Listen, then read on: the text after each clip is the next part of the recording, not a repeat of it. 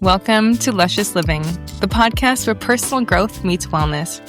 Here, we talk about growth that feels nourishing, wellness that feels realistic, and habits that help you evolve without burning out.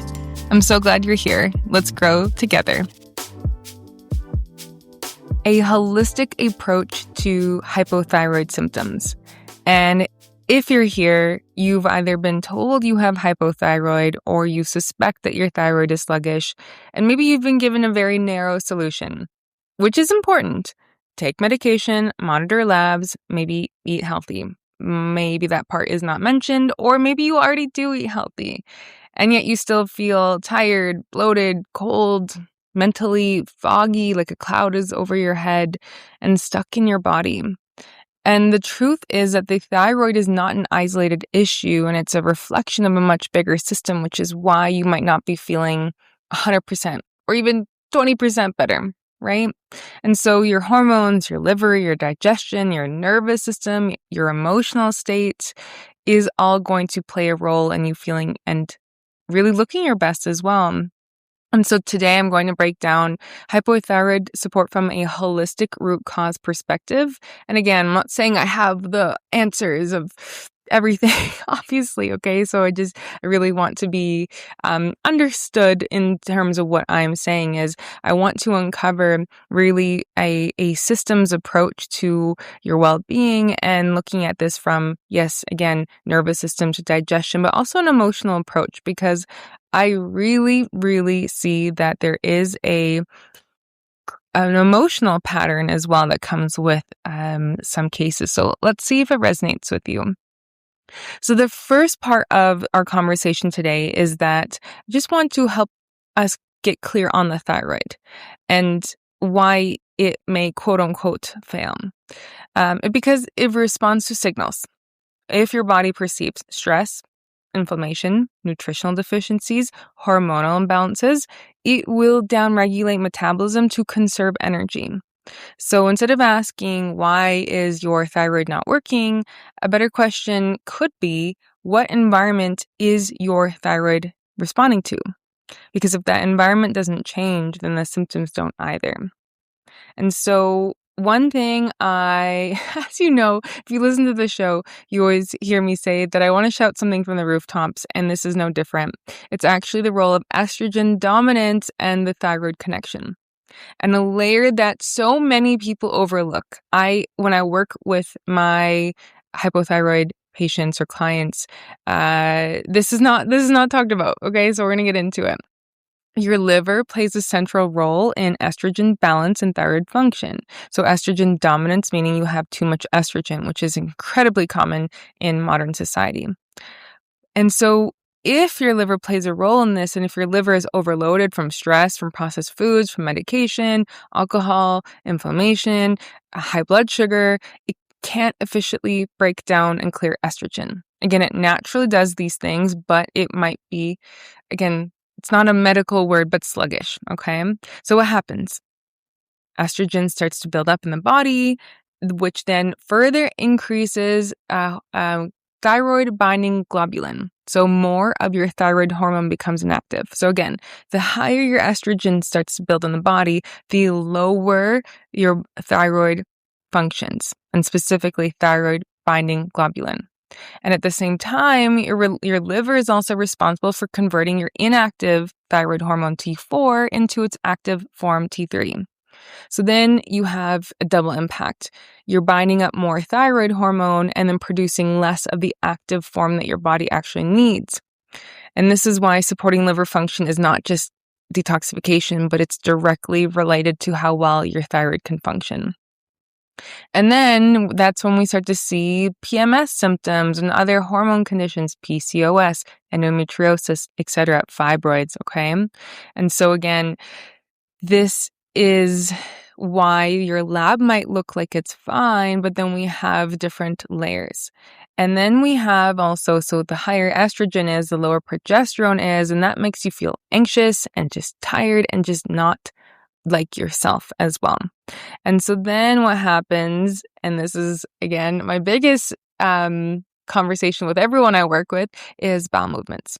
And so what happens is why is your estrogen increasing?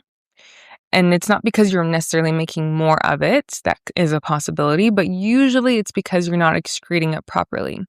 And this is actually really key for so many bodily processes, including cholesterol. It's top of my mind right now.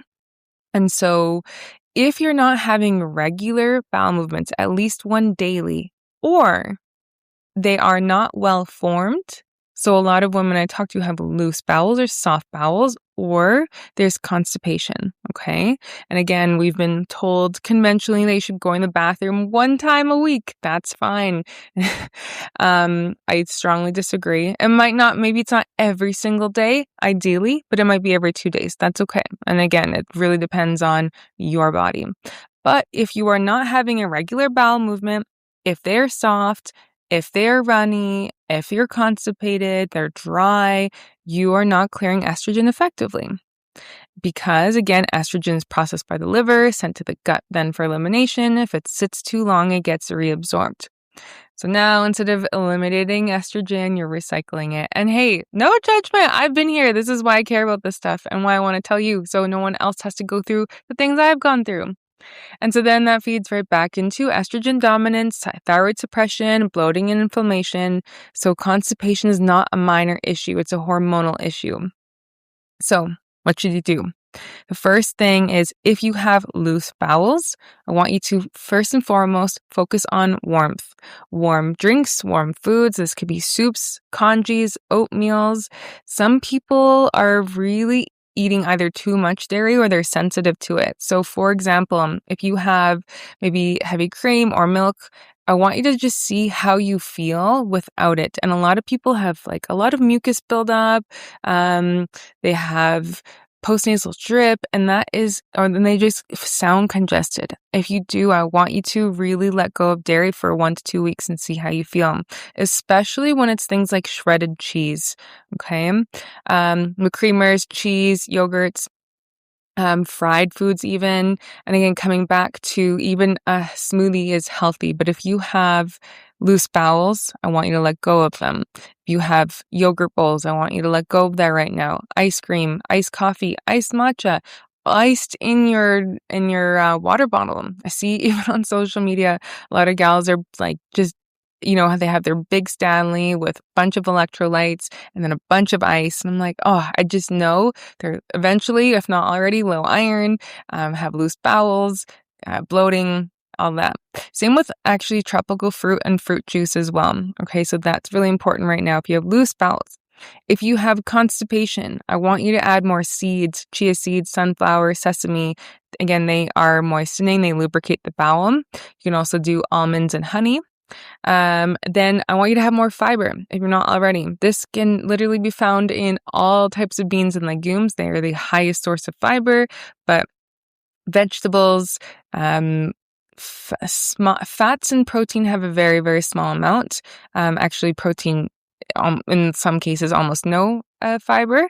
But again, just adding in half a pear if you were just starting out, half a pear to your breakfast, adding a full pear, adding some carrots to your salad, shredding some beets, adding some fresh herbs, things like that.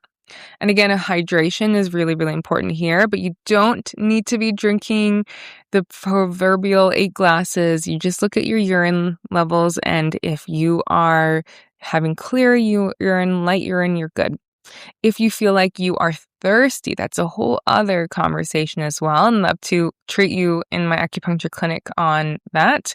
But also magnesium. And magnesium I've talked at nauseum about, but magnesium citrate can be helpful for bowel movements as well.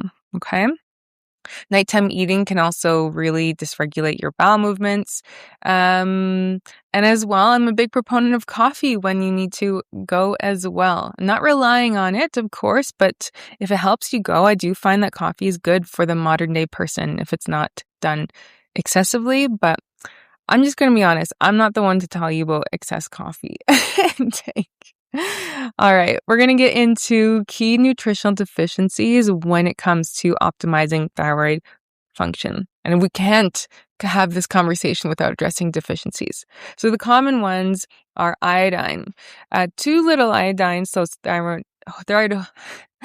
hormone production, but too much can also cause problems, okay? So please don't go out and get some iodine and just start dousing yourself with it. I would get it through food, seaweed such as nori, kelp, wakame. I don't know if I'm pronouncing that right. Please message me and voice note me on Instagram if it's pronounced differently. But again, this is 1 to 2 small sheets or dried flakes that you can pick up at an Asian grocery store. I like to cook tuna and rice and then add the flakes or some soy sauce, avocado, and make my own little kind of like sushi. Iodized salt as well. And again, if you do tolerate dairy, I actually for myself don't really have a lot of dairy because it does not agree, but A1, I'm thinking about blood sugar, A2 milk might help, or sheep milk, goat milk, etc. Okay, there is some, but I would not count on dairy for your iodine intake as well. Next one is selenium, which helps to convert T4 into active T3. And so Brazil nuts. Brazil nuts are one of the highest forms of selenium. 1 to 2 nuts per day, enough to meet your daily requirement. Tuna, sardines, or shrimp, about 3 to 4 ounces of each, 2 to 3 times a week will also meet your requirement. And some good quality eggs, 1 or 2 a day as well. Next one is zinc. So zinc is going to support your thyroid hormone production and immune function as well. So some good sources are pumpkin seeds. You only need 1 to 2 tablespoons a day. Grass-fed beef or lamb, again, 3 to 4 ounces, 3 to 4 times a week. That might seem like a lot, but again, switch things up with everything else. Chickpeas or lentils, 1/2 cup to 1 cup cooked will get you your daily need. Then iron. Iron deficiency worsens fatigue no matter how much sleep or coffee you get as well. And so with iron, we can look at red meat or beef liver. Again, maybe not everyone's cup of tea, but you can also get it in pill form, 2 to 3 times a week, 3 ounces. Spinach or Swiss chard, 1 cup cooked, or lentils or beans, 1/2 cup to 1 cup. And I want you to pair it with a vitamin C rich food such as bell pepper, citrus, or strawberries to improve absorption. Last one here is protein. Adequate protein will support thyroid signaling, hormone production, and stable energy, okay? Because it's when we crash, and that is what stresses out the body. One of the things. So again, we're looking at chicken, fish, turkey, eggs, Greek yogurt, or cottage cheese, legumes. And I just want you to focus on a little bit of protein at every single meal. It does not have to mean that you have to get protein cookies and chips and everything like that modern day companies are just capitalizing on. But again, if you like it, it's good. However, I do note that a lot of people have digestive discomfort from there being protein in things that we don't need protein in. And so again, this is not about necessarily eating perfectly or clean, but eating strategically. Light meals, right, that are going to be nutrient dense and targeted for you. So this is why I'm never an advocate of, following what other people do on social media.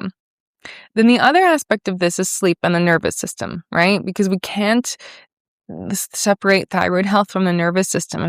If you are under constant stress, overstimulated, not sleeping deeply, right? And so this sleep is where the hormones regulate, tissues repair, the metabolism resets. And so I do have another episode on sleep, and I will link that for you. Then the other aspect of this is the emotional and, dare I say, metaphysical component, or even psychoneuroimmunology, which is the science of how your emotions affect your body. And in Chinese medicine, it is emphasized strongly to have a good emotional state because that makes a big difference in our physical health. And so if we look at the thyroid, it's sitting on the throat. The throat is connected to expression, truth, communication, and I have noticed, and again, try this on and let me know if it resonates or not. You are allowed in this day and age to not agree as well, and that's okay. But many women with thyroid issues, I find, share a pattern. They might not actually say how they feel. They hold back. They might suppress. They might over-accommodate. Or it's almost that feeling like you have to cry, but you just can't cry. You have to hold it in. You have to swallow it in. Maybe you were taught that you Again, children should be seen and not heard. There's different layers and flavors to this, and that creates internal tension. In Chinese medicine, we call this liver qi stagnation. This is, in a sense, unexpressed emotion. And it's not that you always have to say, because sometimes we just can't say the thing, but it's just, a way to channel that energy out of your body. So it gets stored. And over time, there's tightness, there's slowed energy, maybe it shows up as hormone imbalance. And so part of healing the thyroid is not just what are you eating, but it's also what are you not saying? What do you need to say? And it might not be necessarily with a personal relationship. It might just be with the world. It might be singing. It might be some kind of creative expression as well. Okay? And so when we put this all together, we are also focusing on, so we're stabilizing blood sugar, so having protein at every meal, not under eating, supporting estrogen clearance with daily bowel movements, and going up to seeing if you have loose or constipation and working on that. We're looking at replenishing key nutrients such as selenium, iodine, zinc, iron, prioritizing sleep, but also on that note is nervous system support. So if you are, let's say, a marathon runner, or you do CrossFit, you do jiu-jitsu, those might be really, really important for you to channel that energy, or it might be stressing out your body. And it really depends on how you feel like you release stress as well. So that's really important there. And sometimes I find that having an external person can help, because sometimes I know if I don't talk to a healthcare provider, a friend, my partner, there's just like some things that I don't always see. And sometimes talking them out, again, using the throat, can really help with. Also on that note, I didn't really go into it, but keeping yourself warm. Okay. So that's one big thing, is keeping the feet warm, wearing socks, covering your low back, having your belly warm, wearing toques and mitts and gloves. Like, I actually am astonished ever since being in school, how much people don't cover up and keep their bodies warm when I live in such a cold place. Then we also look at reducing chronic stress patterns, including people pleasing, which I will have another episode about, overfunctioning, and then expressing yourself honestly. I hope that there were some nuggets of wisdom that really resonated with you, that you can take on, that you can, use it to become the best version of yourself. That is always my goal with this podcast episode, is that you hear something that lights you up, that improves your life. So I appreciate you being here. I hope that you will share this episode with a friend. I hope that you will rate and review the podcast episode. 5 stars, of course. And I look forward to seeing you next time. Bye. If this conversation added value to your world, I'd love to receive a 5-star review from you. It really helps to reach the right ears. For deeper dives and curated resources, be sure to check out the links below. Thanks for tuning in, and I'll meet you back here next time.